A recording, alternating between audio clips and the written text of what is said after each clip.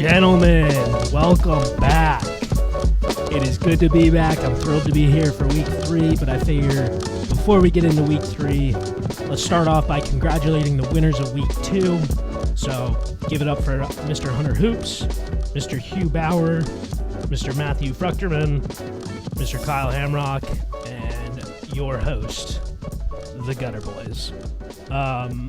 Let's get into it. Week 3, the matchups are going to be the 1 seed, Derrick Henry Dick Eaters for life, going up against the 9 seed, Carl's team. And we have Little Rocks versus the Baba Yagas. Then we'll have the Fruch Dynasty versus Swayze's Slugs. Next up will be the Gutter Boys and Shaka Zulu. And then last up on the slate is One Day at a Time versus the Guttered Boys.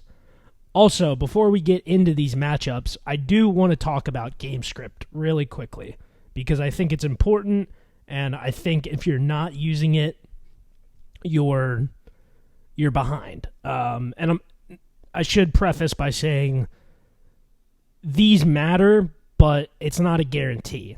I'll just real quick talk about the low game for this week, which is going to be between the Patriots and the Jets. Vegas has that point total at 36.5.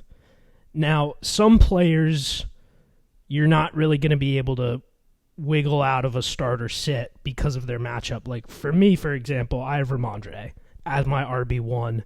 He's going to be my RB1 even against the Titans, you know, a very stout rushing defense. I'm still going to play Ramondre. So even though the game environment isn't that great for him, this doesn't affect me because he is my RB1. And for players like that, you know, Garrett Wilson on the Jets for Fruch is another good example. He's being played because regardless of the point total, he's the best we have. The opposite can be said about the Chargers and Vikings game, though. And again, I have an example here with Alexander Mattison. Obviously not a great running back. I think if you've been watching him play, you agree with me. But with the point total being 53.5, odds are the Minnesota Vikings find a rushing touchdown, and odds are that rushing touchdown is Alexander Mattison. So I am going to go with him over guys like Dameon Pierce and Javonte Williams. Now, Javonte's in also a pretty positive game script against the Dolphins, and I really, it's a toss-up between him and Mattison, but I'm going to go with Mattison just because of the points, right? That is kind of why I'm bringing this up. The total points for any given matchup should help you, should help all of us. So maybe, just maybe, you take a look at what Vegas has projected and you go from there. With that being said, let's get into the first matchup. We have the 1 seed, Derrick Henry Dick Eaters versus the 9 seed, Carl's team. I think both quarterbacks are in smash spots here, so pretty even Steven so far. I also think that Diggs and Chase should be very evenly matched. Jamar, it's a little concerning what's going on with Joe Burrow and the calf thing. You would assume if Joe Burrow's out there, Jamar Chase, you know, produces. I know the first 2 weeks have been grim, but I wouldn't be worried just yet. Lamb should dominate. The only problem is that there might be a little too much domination. So if the Cowboys get a huge lead in the first half, there's a chance they just stop throwing the ball kind of in general in the second half. And if that happens, you never know. Lockett could end up outscoring just because Lockett is such a solid floor kind of guy. Moving on to the RB1s here. Derrick Henry's definitely facing a tougher matchup going up against Cleveland, but he's still King Henry at the end of the day. So this is kind of like, if I had to lean, I would lean slightly towards Pollard, but you can never discredit Derrick Henry, even when he's going up against a good defense in the Browns. Next up to the RB2, I am definitely leaning a lot heavier towards Gibbs. Zach Moss is good. He looked good. This is a good pickup, good waiver pickup. But Baltimore has a pretty solid defense, and there's a chance the Colts are losing in the second half. And again, game script, you got to factor that in. If they're losing in the second half, they might be airing out the ball. So Zach Moss is just a little bit tougher, especially compared to Gibbs. I think Gibbs is in a great spot this week. Hunter Henry has been balling out. If you're not watching him on the Patriots, I feel like in both weeks he's made spectacular one-handed catches in pretty big moments. So he's been fun to watch. Evan Ingram also is looking really solid. Unfortunate thing with him is just there's so many other playmakers on this team.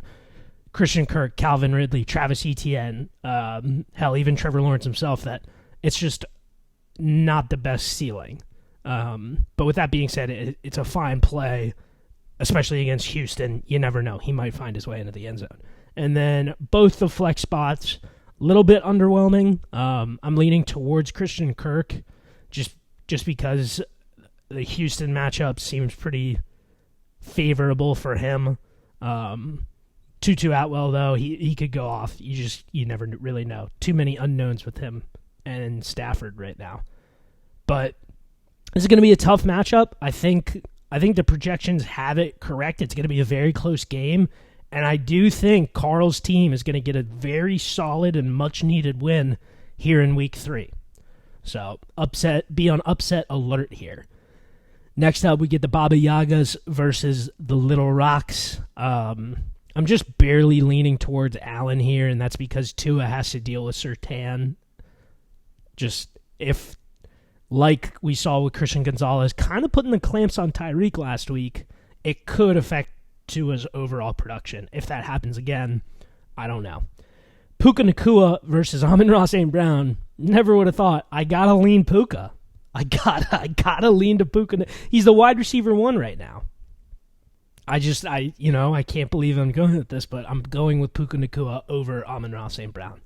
Next up, Amari Cooper and Devontae Smith. This should be a smash spot for Amari Cooper. He's playing the Titans. What was I saying about Tennessee last week? They're pass funnel, okay? This should be a smash spot. Deshaun Watson sucks ass, though, and it is not. It's not. I need to see more. Because of that, I'm going to lean toward Devontae, even though the game environment means Amari Cooper should be getting a lot of volume. Next up, we'll go to the RB1s. I think both of these guys are in pretty good spots, going to be heavily involved. Kind of a toss-up here. Going to the RB2 spot, I'm definitely leaning towards Cook. I think James Cook is a beast. If you look at his overall production right now, he's one of the top for all running backs, and he's without a touchdown. So we could be seeing positive regression for James Cook. And Breece Hall just, super tough pull here going up against Belichick. And I think that's all Belichick is going to do, is say, I will stack the hell out of the box, and I'm just going to make Zach Wilson beat me. And until that happens, Breece Hall is going to get absolutely diddly squat here. So it's going to be up to Zach Wilson to try and get something going. I just don't see it happening. Next up will be the tight ends. Unfortunately, we know the outcome for Kittle, and because of that, I'm going to go with Kittle. I don't think Taysom Hill gets 12.5 points. Feels a little cheeky, but I'll take what I can get. And lastly, for this matchup, we have the flex spot, Jalen Waddle and Chris Olave. I think these are pretty evenly matched guys. If Patrick Surtain is putting the clamps on Tyreek Hill, then maybe we see maybe we see Waddle boosted a little bit this week, but it's tough to call out. Whereas Olave is clearly the alpha in this offense, so he should just continue to feast, especially against Green Bay. I guess Jair Alexander is pretty legit, but that's a good point. That is a good point. I kind of forgot about Jair Alexander. I think I'm going to go. I know I say Olave should continue feasting. Might have to change my mind on that because I forgot about Jair. I'll lean towards Jalen here, but I don't think this is going to affect it. I will say I think this game is going to be closer than the projections are reflecting currently. But I agree. I think Kyle wins here in week 3 to put them at 3-0. Who would have thought the Little Rocks turning it around? Okay. Next up, we've got Swayze Slugs versus the Fruch Dynasty. It's just got to be Mahomes, even though Kirk Cousins is in that incredibly high point total, and I think he will put up really good points. You've just always got to lean towards Mahomes here. Next up, I think JJ is very similar to James Cook. He's just due. He's due for a touchdown. That positive regression is coming. I lean very, very, very heavily towards JJ. Next up is Michael Pittman, the Gutter alum, may I add. He's looking really good, like very impressive.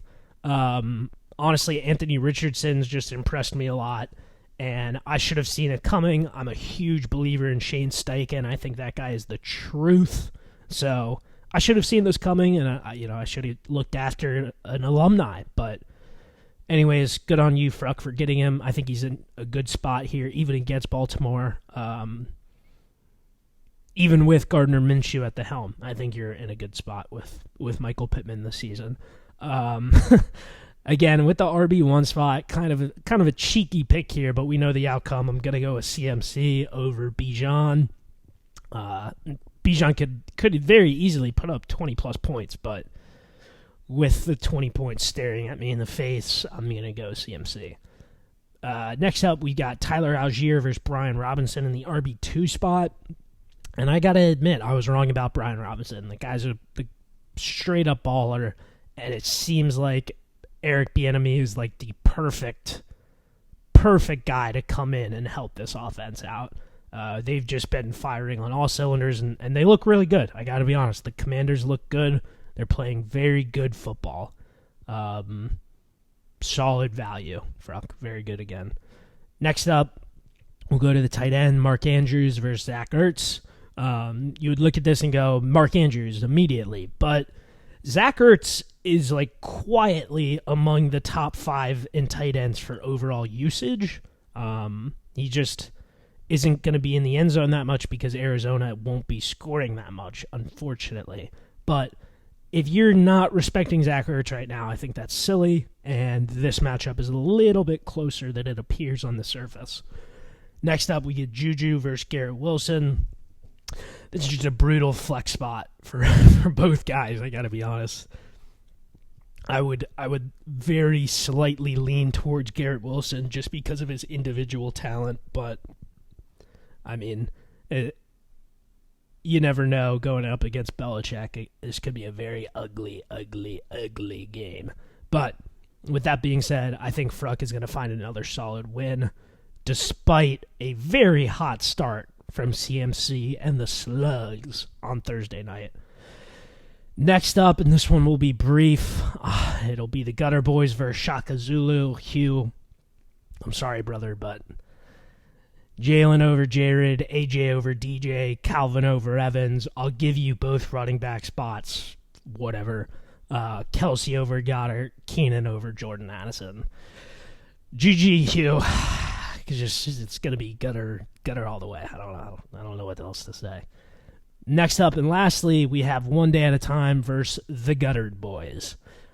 Justin Fields looks bad. The Bears look bad. I'm definitely leaning towards Justin Herbert all day long. Justin Fields really needs to get some stuff going, and against the Chiefs, I don't see it. Both of these wide receiver ones are absolute studs, and I don't really feel confident in saying their matchups are going to affect their overall outcome. With that being said, you do have to remember that Tyreek Hill will most likely be getting matched up against Patrick Surtain, and if that's the case, we could see a slight droppage in projected points. It might be more like 14 instead of 16. But like I said, both of these guys are studs. I'd say that's a very even toss-up. Next up, I'm going to just barely give it to Higgins until Pickens can prove to be less volatile. And I know that's hard to do in only 2 weeks of gameplay. I just have my concerns about this Pittsburgh Steelers offense. So until we see it a little bit more, I would be going with a guy like Higgins over Pickens, but I understand playing him. I think he's in a good spot against the Raiders. Could be another huge week for him, and if that's the case, you're feeling great if you are Hunterson. Next up, we have the RB1s. If Eckler plays, he's always a threat to be the number one running back on the week. So he could easily put up 20-plus points, especially against Minnesota. This game environment is just asking for somebody to score multiple touchdowns. Could very easily be Eckler if he's on the field.